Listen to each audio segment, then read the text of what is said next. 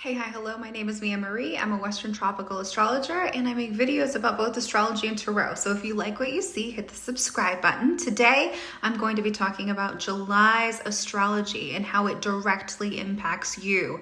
Now, to begin with, the general energy. July is going to be a month of slowing down. If you follow other astrologers, I'm sure they've said the same thing. And the reason why is we have so many planets in retrograde. Now, when you hear retrograde or when you see it on social media, people like to put the emphasis on revisit, revise, restart, and all those things are true. The way that I like to think about it is when there are retrogrades, there are certain software updates that we have to download. And in order to do that, we have to pause our productivity. And if we attempt to interrupt the software update, it could fuck it up in one way or another. And the way that we're going to go about getting this software update is we're going to do the Cancer thing. We're going to pull back and observe. We're going to collect as much information about our environment and then contemplate, what do I want to do in response to what's happening around me? While there are multiple planets in retrograde, I will say that Venus is the life coach at this time and actually throughout the entire year.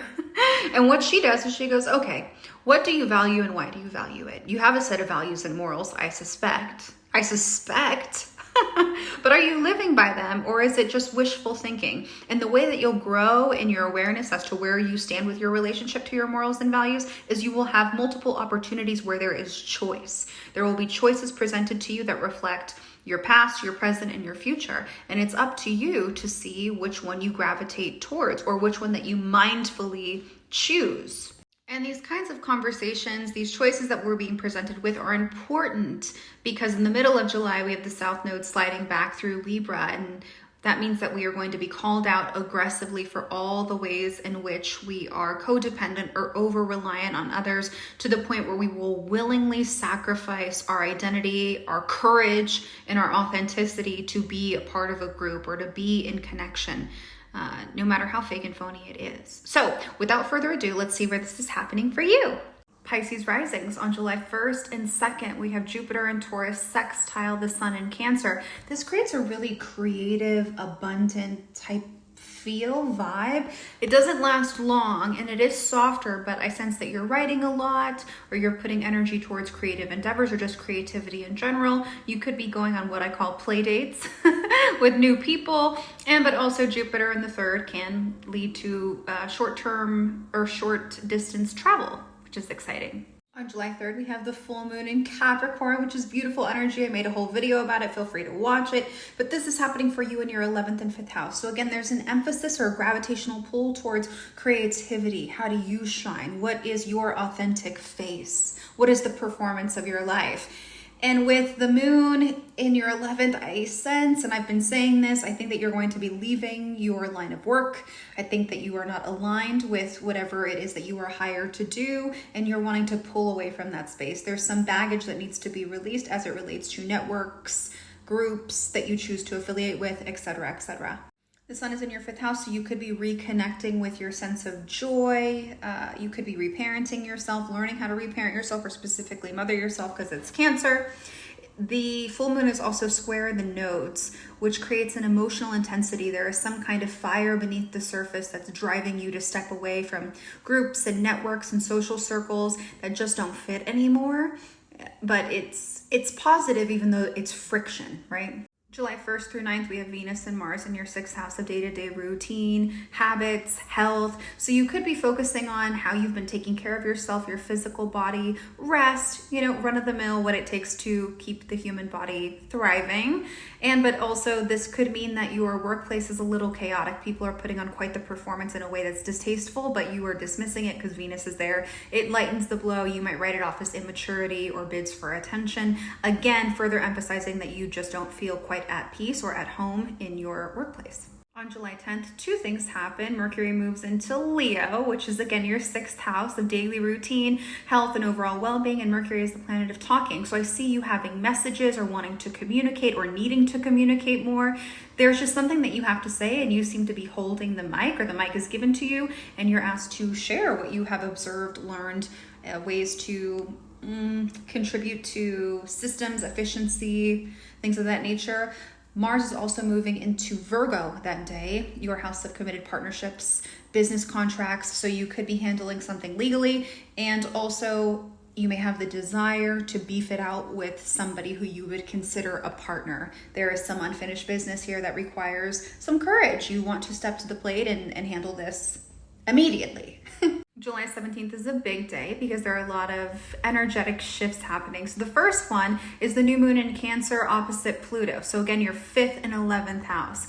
I see you getting rid of any emotional baggage, any stories, any personal history that prohibits you from experiencing joy, and maybe even gets in the way of your ability to create something that feels authentic and a true reflection of who you are.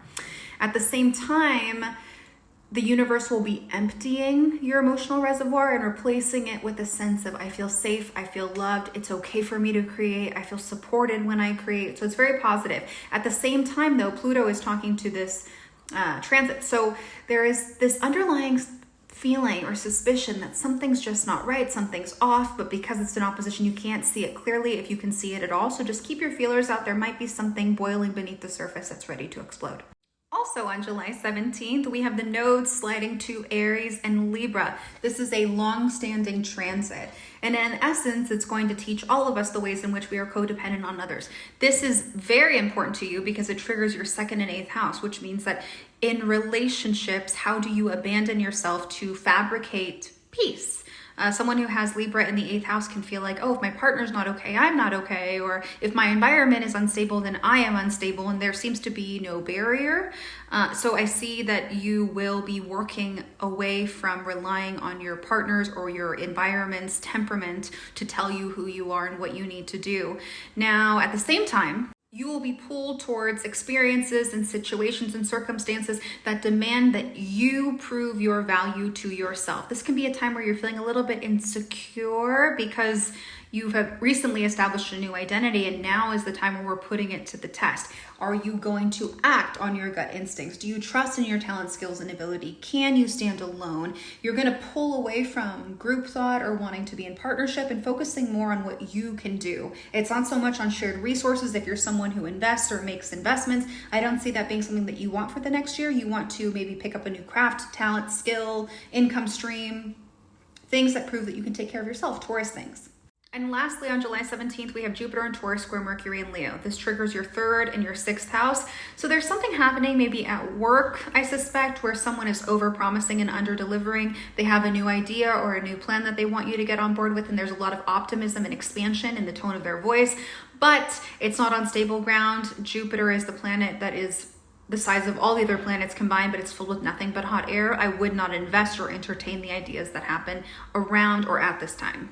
On July 22nd, we have the Sun moving into Leo and Venus going retrograde. The combination of this is in your 6th house, which means, again, being really focused on the here and now, your tasks, your responsibilities, your obligations, the ways in which you serve in your day-to-day life. But with Venus going retrograde, there is a feeling of like, I'm good at this, but I feel like a servant versus being in service. I'm not using my gifts. This might be the beginning moment where you're recognizing that it's time to pivot, time to switch. Something is not right. And because this is in Leo, I don't sense that you're bad at what you're doing. I think that you're getting the applause and the attention that you like, but it just doesn't make your heart feel seen. You know, it's like it's not gratifying in the ways that matter to you. On July 26th, Venus retrograde makes a conjunction with Mercury. So you might find yourself feeling really nostalgic or interested in a passionate, curious way about some unfinished business with a potential partner. I mean, it is Venus retrograde, old lovers. This is the time where either you're going to want to reach out to somebody or someone's going to want to reach out to you. I don't advise that you readily jump into or commit to anything. I mean, free will, do whatever the fuck you want.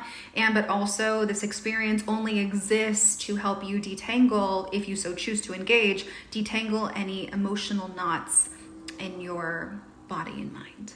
And finally, we end the month on a beautiful note with Jupiter in Taurus, trine Mars in Virgo.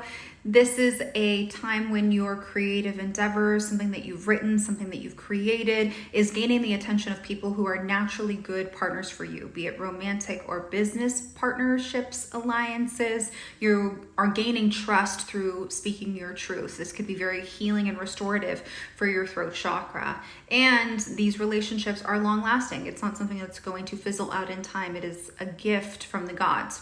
So that's what I got for you for the month of July. If you would like to work with me one-on-one to see what the rest of the year has in store for you, or maybe a relationship reading, you can find me at wellandrising.com/services. Toodles.